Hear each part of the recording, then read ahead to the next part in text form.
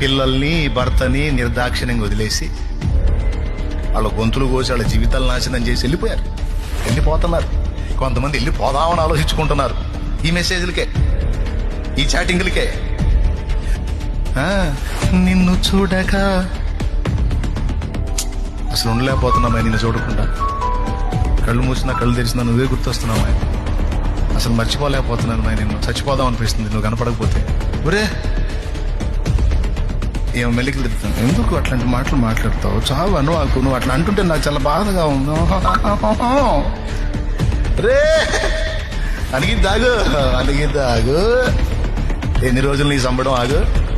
చేసేటప్పుడు అసలు ఏం అర్థం కాదు, కళ్ళు బయర్లు గమ్మి గుడ్లు తేలేసి మనకు మత్తు గమ్మి అసలు ఏం అర్థం కాదు, మంపు వచ్చినట్టు ఉంటుంది అనమాట. అంతే ఒక తన్ను దిమ్మ తిరిగి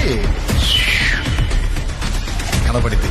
పాపం ఎప్పుడు సుఖాన్ని ఇవ్వదురా నాయన, పాపం ఎప్పుడు రక్త కన్నీళ్ళే గారిపించింది. నా బిడ్డలారా, ఇక్కడ ఉన్న వాళ్ళు ఎవరన్నా తెలిసి తెలియక అలాంటి స్టెప్ వేసి ఉంటే దయచేసి దిద్దుకోవడానికి ప్రయత్నం చేయండి.